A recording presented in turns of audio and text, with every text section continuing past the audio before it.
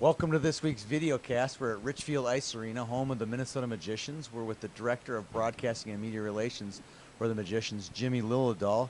He's our relief pitcher today for Scott Meyer, who didn't show up for the interview, so he's gonna step in and give us the lowdown on the Magicians. I'm excited to talk about the Magicians. They got a lot of exciting things. Obviously, we're wearing pink jerseys today. We'll get to that here in just a couple of minutes. Jimmy, let's talk about the season so far. Where would you say the Magicians are on their path as an expansion franchise? I know that they have a lot of wins compared to the traditional expansion franchises. Give us a little comparison as to how the club is doing lately and where we're headed. Yeah, well, just taking a look at some of the expansions over the last 3 or 4 seasons in the North American Hockey League, a league that expands pretty quickly. There's been 15 clubs. The Magicians have been able to surpass 4 or 5 of those teams already. So the numbers are pretty good with 15 wins already, 14 remaining games in the 60-game schedule. There's definitely some positives, and I think the Austin Bruins had 23 wins their first season as an expansion in 2010, and the Magicians are on pace to surpass that. That's great. That's great. Speaking of remaining games, they got 2 games coming up this weekend. Specifically, let's talk about Saturday night's game against Springfield. You guys gave Springfield a good whooping last weekend down there, 7-1. Tell us about the pink promotion, and tell us about what the fans can look forward to when they come to Richfield this weekend. Yeah. Well, about Springfield, that was the first trip to Springfield for the hockey club, going down to Illinois. It was about an 8.5-hour bus ride. The Springfield Junior Blues are the longest tenured franchise in the entire league. They've been around since 1993. Cool. So they pack it on. They put a good show. 4-1 loss on Friday night, but again, Saturday night was excellent, a 7-1 victory. Will Johnson getting 3 points. Sam Becker, the newcomer, picking up 4 points in that one. And Sam Becker just got the Midwest Division Player of the Week honors as well. So some positives on Saturday. Brian Neese was the goaltender, and he had 33 saves. So good for Neese to get back in action and make a positive between the pipes. And then this weekend, another rematch against the Junior Blues. So the Magicians are 4-2-1 against the North Division. The Janesville Jets and the Michigan Warriors included in that, so there's been some positives against the North Division. Yeah, we did that Michigan game at the showcase. I got to do my first broadcast time with Jimmy during that game, and that was a good club. That's a good league.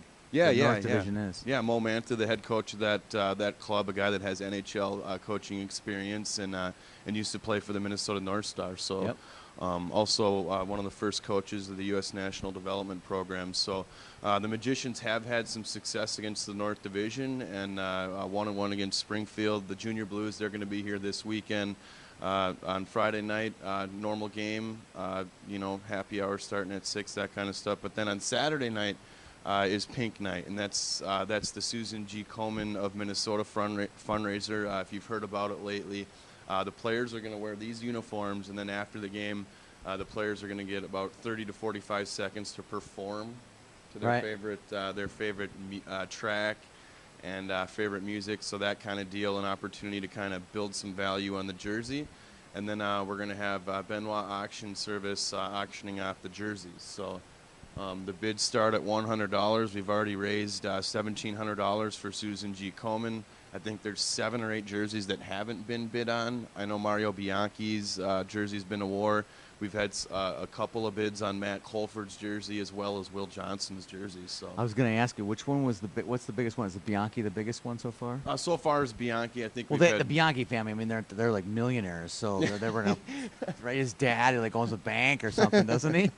The Bianchi, being that he played here at the academy, we kind of had a good feeling that he'd get a lot of votes, and as well as Matt Colford, a guy that played at Breck that put up a lot of points. And when you say those two names in the Twin Cities, people know who you're talking about, and as well as Colin Hernan, who's had a bid on his jersey as well. Right. All right. Let's talk about a player or two on your team. You mentioned Will Johnson had 3 points. Will's a commit to Air Force Academy for 2015-16. Well documented. Talk about his trek through as a youth hockey player from California. Now he's in NA, and Talk about Will's journey, because it's a good story about being from Santa Barbara. Now he's billeting out in Prior Lake. I mean, this is not how the traditional youth hockey player in Minnesota makes their way to Division I hockey. So talk a little bit about his path. Yeah, well, when you're on the West Coast in Santa Barbara, California, hockey isn't the biggest priority for a lot of kids like it is here in the state of hockey. But, you know, Will was in an opportunity where he got an avenue to compete. Last season he played in the NAPHL, which is under the umbrella of the North American Hockey League. It's a midget league. He competed at the U16 level for the California Titans, and he put up some really good points. All North American Hockey League teams get a couple of tenders out of that league. Because it's within the umbrella. So Scott Meyer, tendered Will Johnson last season. He came out to the first camp in Simi Valley and pretty much stole the show. He was the best player on the ice. Came back here to the final camp, kind of did the same thing. You know, a lot of people that... It's amazing how that works. You know, he was good here, and he was good here, and good here. He's probably going to be good everywhere. Yeah, he really is. I mean, that's the thing with Will Johnson is you just watch him play. His feet are always moving. He's got a high compete level, and, I mean, it's unbelievable. He's the youngest member on the hockey club. He's already committed to Air Force, and he leads the team in goals. So Will Johnson has been a great story, coming from the non-traditional hockey market. And he's a great kid, and we're glad to have him. Talk about some other players on the team that have, high points. I know a few of them. Let's just highlight a couple of those other kids. I think one of them is Colford, a guy that we interviewed back in the fall, kind of when the season just got started. Talk about Matt, maybe talk about a couple other kids that have performed well lately. Brought up the new kid, Decker. I want to hear about him as well. Yeah. Well, with Matt Colford, he played over at Breck High School. He played 4 seasons, played on that team as a freshman, made multiple trips to the state tournament, so he's played on that big stage. And with Matt Colford, it was no mystery. We knew he was going to be one of the top-end guys, up there with Mario Bianchi, who hasn't necessarily been healthy. But, Colford has stayed healthy. He's missed a couple of games, but he's put up a lot of points. He actually leads the club in points right now, and although he's a rookie, he doesn't really play like one. He's really excelled at the junior level, and with him being a 1994 birth date, there's an opportunity he'd get an offer this year. But I would say definitely after next season, he's one of the guys in this team that'll be getting an offer. And I mean, he's what the Division I schools are looking for. It's kind of early in his trek at junior hockey, but Matt Colford, I mean, if he keeps his pace up, it's going to be a bright future for him. I can see why. Not that I'm a Division I scout, but I can see why someone would want a Matt Colford. He's obviously got the pedigree of playing on a big stage, but he's got speed. He's tenacious in the corners, and he's proven he can put the puck in the net and score and get a lot of points. So, and he'll be. I think one of the keys is he'll be a 21-year-old freshman. Yeah, you know what I mean. Yep. If he goes into 2015, he'll be turning 21 as a freshman, which for any school is great. He's a full-grown man as a freshman in college, which is definitely a plus for lots of those lower-tier, Division I programs that are giving out scholarships. He'd be a great addition to any club in that regard. Yeah, you look at the Lake Superior States and the Ferris States. Ferris States got over 10 NAHL alums on those teams. On their teams, and you look at the Air Forces and those kind of teams. I mean, they're taking kids out of the North American League, and they're having success. You look at UMass Lowell, a top 4 program last year. Multiple kids, played in the North American Hockey League. Miami of Ohio. You can go, you go down the list. But Matt Colford is definitely one of those guys. Other guys, on the team that have been making an impact as of late. This Sam Becker has been unbelievable. Becker, excuse me, Decker, Becker. No, that's all right. That was close. No, yeah, Sam Becker comes in via trade to the Wenatchee Wild a couple of weeks ago. He's a Hill Murray kid from Roseville, Minnesota. His older brother Kevin actually played in the league last season with the Bismarck Bobcats and the Cooley Region Chill. So, he kind of had the older brother that went this route. He chose to go the same route, put up some good points in Wenatchee, comes here in a trade and just has been taken over. I mean, he's got 6 points in 5 games. He had three or 4 points over the weekend in Springfield. And he's been a great addition. He's a guy that gets a lot of power play time. He doesn't have a rocket, but it's very accurate. He's going to get a lot of power play time, a lot of power play points, and he could be the answer to a power play that has been improving, but doesn't have the best percentage on the year. Let's talk about the experience, game day experience. When the fans come out this weekend, besides the happy hour at 6 o'clock, some other stuff that they can kind of look forward to when they come here. Well, a great atmosphere. You know, a lot of people in the Twin Cities, you know, with it being such a large market, you know, compared to some of the other markets, you know, your normal market in the North American Hockey League has 30 to 40,000 people. Well, there's 3.5 million people here in the Twin Cities, so not a lot of people have got an opportunity to come out. When they do come out, they're going to see fast-paced action. It's going to be a very intimate setting. You're going to be right on top of the ice. And there's plenty going on. Champ supplies the food here. It's great food. You can get flatbread, that kind of thing. Another promotion we do is if you take your ticket stub to Champs after the game, you can get a free flatbread. Oh, so nice. There's kind of a nice perk there.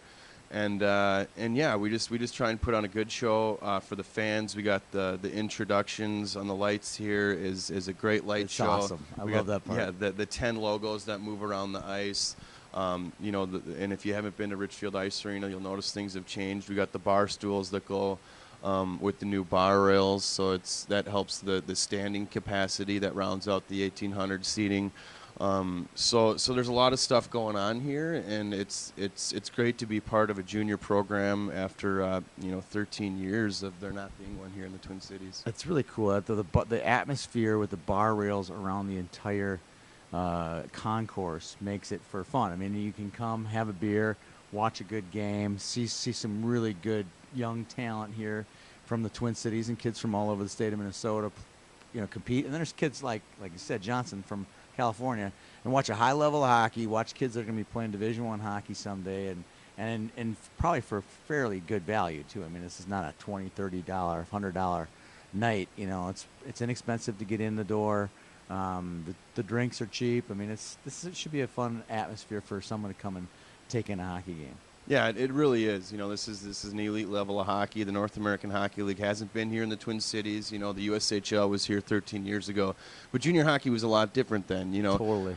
You know, it wasn't a big deal for a college team to go and take an 18-year-old freshman to where now, you know, a senior in college is 24, 25 years old, and they're taking kids that played juniors for a couple of seasons. So this is an elite level of hockey. There's currently 350 kids playing at the Division I level that once played in at this level. Over 130 Division I commitments last season. You talk about the NHL guys. I think there's 8 players on the Olympic team right now that played in this league. You got right. 2 of the 3 goalies in Jimmy Howard and Ryan Miller. Ryan Suter played in this league. So, I mean, you look at the alums and you look at the list, and it kind of comes full circle once you come to a game and check it out. Right. Well, tune in. Come on down Friday and Saturday this weekend at Richfield Ice Arena. Should be a great environment. Thanks for Jimmy for stepping in for Coach Meyer. Thank you for tuning in to this week's video cast on YHH. Have a good day. All right. Good. I get so nervous and I'm on camera.